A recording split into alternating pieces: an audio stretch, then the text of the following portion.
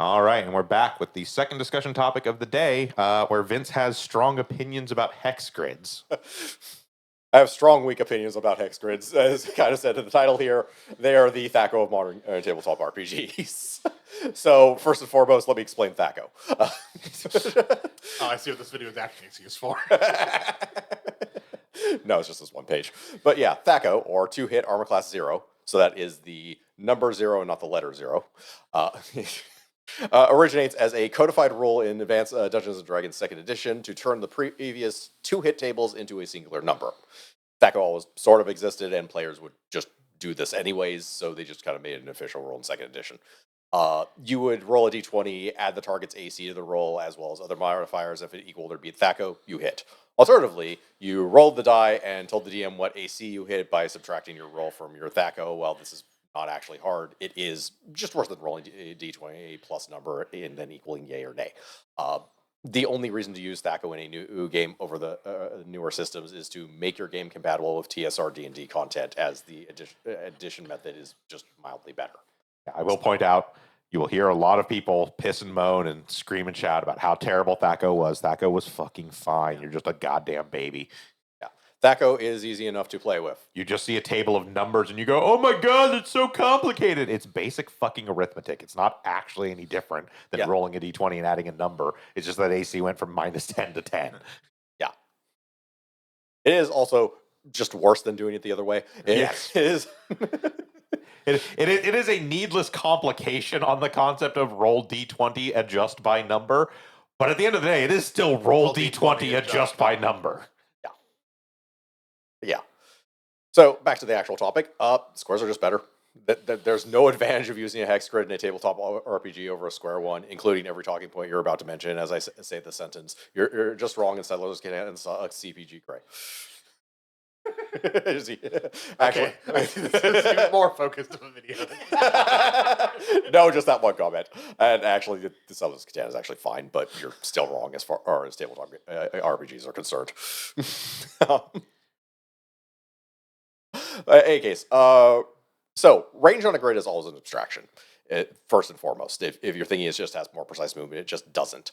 All of these red lines are an equal number of spaces away, assuming diagonals are 1 for the red and 2 for the blue on the square ones. And you'll note that none of these come out to the same length. All these lines are different length. You are doing it is an abstraction. Period.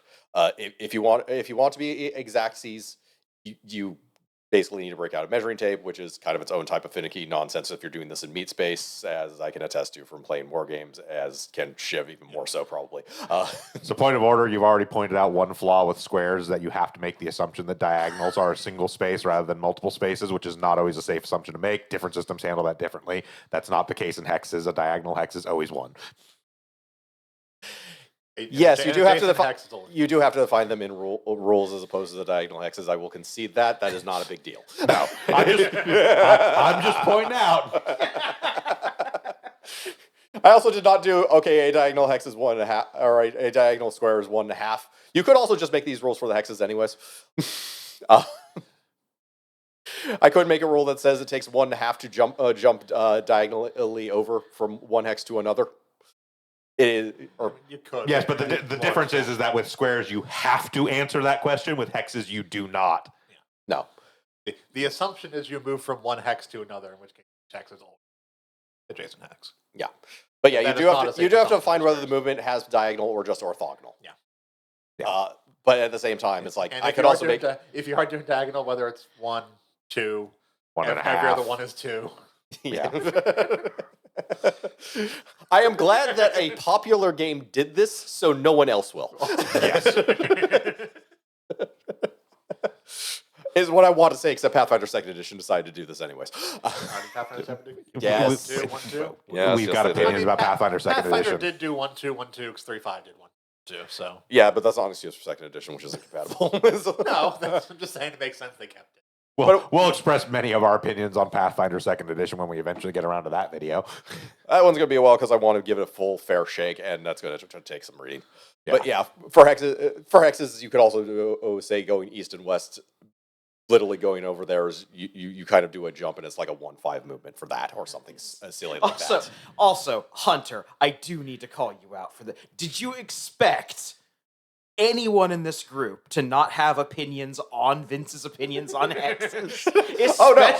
Especially when we're going to have Bachrat and Vince talking about this. Also, to make another point about the hexes, it's very clear that the pilot of that Timberwolf is just drunk. That's why he's not going in a straight line. That actually gets to my next slide. Or no, that's 2 slides in. We'll get to the movement part later. Yes, everyone who walks on a hex grid is partially drunk. That's a different matter entirely. So terrain and floor plans are awkward. This is also one of the biggest knocks against hexes, quite honestly. Squares fit together in clean lines, and you can put several of them together to make various shapes of straight lines. It's not perfect for everything, but it works a damn sight better than hexes do. There are no straight surfaces when you put 2 or more hexes together, making it so all terrain bigger than a single hex just kind of fits badly on a grid. No, hexes work fine as long as you accept that everything is in 6 directions as opposed to 4. No, but I mean, like, putting the house there, for example, it's kind of awkwardly. I didn't size it as perfectly as I could, and maybe if I put it on a diagonal, it would fit a little bit better, but it's still kind of bleeding over into other hexes, and unless I make something that is literally a hex blob, it's not going to cleanly fit into them. Yeah. Duker Ick just looking at you menacingly. He had an octagonal house. Thank you very much. No, that's why he's looking at you menacingly. You don't have enough sides on your house. And the worst part is it has to literally be a hex blob. It can't be a hex. If you make a bigger hex, it still doesn't fit on a hex grid because you can't put bigger hexes in hexes. I mean, you just accept that things are going to be outside of a hex. Yeah. Just like on square grids, if you turn that house Yeah, 40 degrees, it's not going to fit in a square grid properly. No, Or for something that's already there, the big fucking tree in the bottom right corner, which also doesn't fit neatly into the squares. Yeah. Round objects, like. Yeah. But you can. But that's the thing. You can at least make stuff fit into the hexes or into the squares. It's a lot harder to make stuff fit into the hexes. Yeah. It's you can see with like the Gloomhaven tiles, an entire game built on hexes. It's like it still has a lot of bleed over and such that where you like, especially the hex shaped room where it's like you kind of have fractions of hexes there. It is built to be as clean as possible with hexes, but it does less issue-wise than like obviously for the argument you're making. The square underneath it that has the half hexes which don't exist for Gloomhaven. Yeah. So that is basically a set of like 3-2, 3-2 throughout the room. Yeah. But yeah, well, the Gloomhaven terrain has the advantage of they built everything on the 60, 120 degrees at least, so the hexes work a little bit better, line up a little bit better. But that's just a concession they made because they're using a hex grid. Yeah. And who the fuck builds houses on 60 and 120 degrees? Well, I mean, the Gloomhaven is also trying to build a house. So. Or dungeons, I don't care. Yeah. There's also no curves anywhere, so regardless of which system you're using. Yes. Curves are fucked no matter what. Yes. Now, my circle grid system, don't ask how this works. Unless you're doing a straight actual measured movement system, circles are fucked no matter what. Yes. But yeah, you're going to have problems with things that aren't cleanly shaped when it comes to squares, but you're going to have that same problem on a hex grid system. It's not like it fixes that. It also, This is why we need my rhombus-based system. We'll get to that in a minute. Oh, now I'm even more worried about where this conversation is going. What's fun is I know where this conversation is going, and Vince and I actually discussed this earlier this morning when we were on our walk, and I actually fully 100% agree with Vince's plan. Yeah. So, any case, movement. So that's the other thing. And what we were getting into earlier, there's this weird vibrating, staggering step that you're forced to do if you're going like east or west on this grid, or if you're a deviant north and south. Fucking Lancer. Yeah, no, I'll agree with you there. Vertical hexes are a fucking abomination. What the fuck is wrong with you? My actual issue is because the standard is just to do the horizontal hexes. Why did you do vertical hexes for your one game? This is the great Catholic Christian split for geometry. No, turn it 60 degrees. I hate.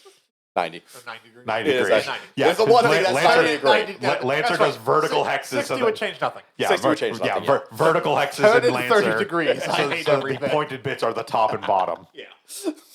Which is fucking also the nonsensically. incredible annoyance to me. You're trying to play it using roll 20 Uh-huh. because their default hex grid It is the standard horizontal fucking hexes. hex grid everyone else uses. Yep. Yeah. But in the future, everything is top yeah. to bottom. But yeah, all grid movement is going to have some weirdness to it. You can see with like the blue one right there on the top and the bottom. Like if you're going to something that is off the 4, 8, 6 angles, depending on what you're doing, it's going to have a little bit of a staggered step, but it's not as completely fucking silly as going sideways on hex grids. Side note, oh, hey, there are blue squares and hexes in those images. Yeah. Apologies to people who are wearing sunglasses, I guess. Amber-colored lenses mean that blue and green are the same. Among other colors. I'm not going to talk about why I have 2 12-packs of caffeine-free Diet Coke. Hey, Case. Also make the word caffeine-free not appear on a box. You can also purposely say it takes strange path on both grids, but this is but the stagger step is just kind of particularly silly. As Bograt cannot see on purpose. I can see him. Okay, there's a yellow path at the bottom too. That's also a perfectly valid, if assuming the diagonals are 1. And- That's pretty standard nowadays. And yes, Hunter, since you did ask in chat, yes, the reason I have 2 12-packs of caffeine-free Diet Coke is because with amber-colored sunglasses on, a silver box and a like champagne gold box are the same fucking color. But have you considered rotating the entire map 30 degrees before you do your movement? Yes. Then I stopped considering it immediately. I mean, the other thing that I'll say, as far as the stagger step versus the straight lines present on a grid, is that all movement is an abstraction to begin with, anyways. So Yeah. it's kind of like fucking whatever. Like because on a hex grid, everything is on that hex grid. In practicality, it is effectively the same thing. You are still the same amount of distance closer moving 5 hexes towards your enemy on a hex grid as you would be moving 5 squares towards your enemy on a square grid. Yeah.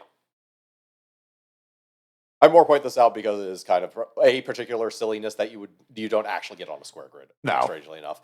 It is, on occasion, it will actually create issues because which hex did you move? Yeah. Pick one. Yeah. It is pick one, but It just makes it does make area control a little bit harder because they obviously everyone's always going to pick the one that's more advantageous to them in the instance But they that's give no them different choice. than moving the squares. Yeah. Yeah. Like if there's, for that red line and the yellow line on the top one, if there was like a trap in the middle 4 squares of that red line, and it doesn't cost me anything to move diagonally, why the fuck Right. would I move around? If diagonal movement is 1 anyways, why would I, it doesn't matter if I do this rather than this. Yeah. Like if every diagonal is the same, I could dance through a dozen traps that are scattered throughout an area. I'm always going to move through the most advantageous squares. Yeah. And you get the same thing on hexes as well. Yeah. But yeah. But it does create a weirdness when it comes to actually blocking off areas a little bit on the hexes. It's not really a big, and it really depends on the game you're playing. I mean, the big thing is that when it really comes down to it, actually, no, because even that's not the case. Because if you're allowing for diagonals to be 1, you actually have more options of places you can go on a square grid than you do on a hex grid. On a hex grid, for moving in any general direction, as long as you're not You have moving 6 options. straight up or 6 straight down, you have 2 options. You either have 2 options or 3 options, depending what direction you're trying to move on the hex grid. Yeah. Compared to basically always having 3 on the square grid. Let's see. Also earlier today, I don't have a slide for it, but there's a good one for it. I brought up the object of facing. Facing, I feel like, is actually more fair to handle facing. And if you're in a system, so tying a little bit back to what we were talking about rules light or rules heavy, there are some more granular rules heavy systems that care about things like the front and back of a unit facing, things like that. That is much more fair and easy to do on a hex than it is. Yeah, that is a thing that is much more fair to do on a hex system than on a square system, because you have a very clear line you can draw a divide and say, oh, this is the front, this is the back. Now, Vince did bring up, well, on a square, you just do it from the corners. And it's like, you can, but then you're dealing with triangles, no longer squares. You are effectively turning the squares into a hex to determine facing. You also still kind of run into the same problems as soon as you get like 1 square away, or more than 1 square away, or hex away. Because the one that is immediately 2 to the right, or to the east of the Mad Cat there. Is that in the front or back arc? If it's facing north. The Mad Cat's facing north, the one, the 2 red out from where it is Yeah. right now. Yeah. Side. Yeah, it's But my point, but the point is that you run into that 2 out, not literally fucking next to the thing. but you still have to make a ruling on it one way or Yeah, but another. you just have your system make a ruling on it. Yeah. If, It needs if a you rolling are hitting either way in directly off the either side. side. Pick Yeah. front, like the system just has you do front or back. Yeah, but I mean, like in any system, you're still going to have to make a ruling on Yeah. it because unless the only attacks are a range of 1. You're still going to need a rule where the actual line is when it comes to the stuff that comes between it, because you're always going to draw a line that is going to bisect 1 hex or 1 square. Or Yeah, another but that of doesn't change some on the sort. squares either. But so. it doesn't change in the squares. They're basically equal systems in that respect. Either case, you'd have to have a ruling for like if you hit directly on the edge of front back facing, what side does it go to? Yeah, and in and of itself, that's kind of all I need to prove for my point is like, does hexes do anything better? Not are hexes natively worse per se? Because if they don't do anything better, a square grid's going to be just easier to implement and works better with the with most terrain as opposed to the hex grid that just doesn't work with any terrain. Okay. One other counter argument, and I will outright admit this is not really necessarily a strong argument, and like is not one that's like putting it out there, fully acknowledging it's not one that's really arguable. Vibes. A hex grid just feels like mechs. It feels like mechs if you've played a lot of BattleTech. To me, it's. I think I like that thing. I have never even actually played that much BattleTech. I just think like something about the hexes feels more mechs or vehicles kind of thing, right? Like it feels more like that's what that should be. And again, admitting full on that it's very going to be much of a personal opinion. To me, a hex feels more like something that is reasonable for like mechs or vehicles or, even big stomping monsters. I feel like the background I put under the hex is more potent, or the squares is more potent for what actually makes it look like it's sci-fi or fantasy, etc. Granted, I put like really generic terrain under the So, Mad Cat on this A one. lot of media that depicts like futuristic stuff uses hexagons as kind of a shorthand for that. So I Yeah. think that's partially why it is, because most of those are sci-fi settings and most of those go towards the same kind of like design code that others do. Yeah. Because squares are boring and hexagons are interesting. There are other shapes. Should all be pentagons. Octagons, actually. Should all be octagons. Well, yeah, but octagons don't actually fit together in a grid. Yeah. You have to have squares in between. Correct. There's a reason. Yes. Octagon. Yes, you are basically stuck with 3 primary shapes that can actually fit together on a grid. Which Hexagon. brings us to Yes, you have squares, you have hexagons, and you have the third shape that everyone fucking ignores. Triangles. Triangles, Yep. which are just better than hexes. and this Straight is the up. point that Vince brings up where I fully 100% fucking agree with this, actually. Yes. So the idea here is you just place the characters on the intersections instead of inside the shapes. Larger sizes need to be adjudicated in the rule set, but that's normal for squares and hexes. You have to figure out how you're going to do larger sizes one way or the other. So that's no real different. There are 2 different practical triangles you can go with. Right angle isosceles triangles, which basically emulate squares, and equilaterals, which are basically just hexes, by the way. You can also do pure chaos for reasons if you really want to use that bottom right grid. I That's don't a recommend bad this. design mesh and blend. Listen, man, images searches come up with things, okay? But yeah, movement is effectively the same as hex movement with the 6 different directions, or regardless of which triangle you're going with. But now you can make other shapes instead of hex blobs, including rhombi and parallelograms. So there you go, Krampus. There's your rhombus. Yes. Ah, excellent. There's your filthy rhombus. And yes, the thing about triangles, interestingly, is they basically address every single one of these points we have made that is a point of argument and is just in all ways better than squares or hexes on essentially all of them. Yes. Also, because I didn't really bother trying to find an image shape. You can see in the top left, if you actually wanted to still do 8 directional movement, like with the diagonals, you just draw down a fucking line on these and have like 4 isosceles triangles there instead of the 2. So that can still go in 8 directions, and you just step on the points. Basically, it's making a square grid that can also do like 45-degree angles for shapes if you really want to. It also addresses where the hell your character is, because your character is at that fucking point, so you don't have to worry about whether when you're in a square, is this in the terrain or not in the terrain? Because if that dot is in the terrain, you're in the terrain. If Your the dot isn't in triangle the thing terrain- is just squares and hexes, but you decide to put yourselves in the corners. instead, Yes. yes, which is exactly the same as squares and hexes. With no, no, difference. because I can actually draw things with this. You draw them the same way you draw the fucking No, I don't have a hex blob. ant. I mean, you do, but No, I mean, basically. no, I don't, because I can actually draw a straight line with this, because I can just cut off like triangles. Because I don't have to actually make full hexes, you can still use it. Except if you just shift your entire thing over to the middle of the lines they're on, you're now in the hex grid you were in before. You're just making hex things that you've shifted outside of the hex, which you could do on a hex grid. The difference is I can actually draw shapes on this that aren't just hex blobs. And you can do that on hex grids too. Except they don't match to the hexes is the point he's making. Yeah. That's his issue, is he aesthetically wants things to match to the actual grid. Yes. Yeah, just don't worry about that. Yeah, neither do I, but Vince has that particular type of OCD, apparently. Yeah. Yes. All right. This has not gotten confusing enough. We need to make a movement system that is solely based on the cool S you drew in high school. You can make that in this. You can absolutely use it. Also, I still just prefer squares. No, my next game is using the bottom right. The chaos triangle.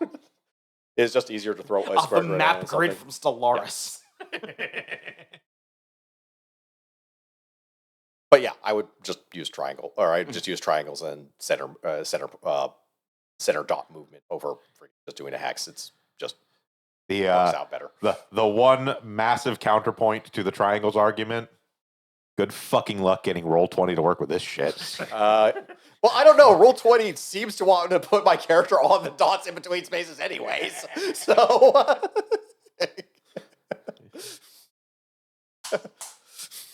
See, what we should actually be doing is saying screw the grid and just use pure measurement with Roll20. Because you kind of can, actually. Or alternatively, just stop using Roll20. If we go to a game that uses pure measurement, I just do it. Yeah, we Yeah. just do it in Tabletop Simulator. But yeah. But yes, this has been my rant against hexes, just to some extent. But yeah, and basically, this is the whole thing of it. Hexes are THACO, in my opinion, and I'll still play your game. THACO is silly, and there are better ways of doing the same thing, and the same goes with hex grids. But it's a minor flaw, and by no means is the system bad in any way. Nor is it worth house rolling out of a system. It doesn't affect enough to matter, and mostly is just a headache for GM on Roll20 to some extent. But especially when they're sideways hexes, fucking Lancer. Blame Lancer for that. And that's the regular why hex grid works fine. and that's why everybody should just play on Owlbear Rodeo and not Roll20. It is just fucking better. And also, basically, everything seems to be a headache on Roll20 these days. Yes, Hunter, that is a valid point. At least Vince's character shows up.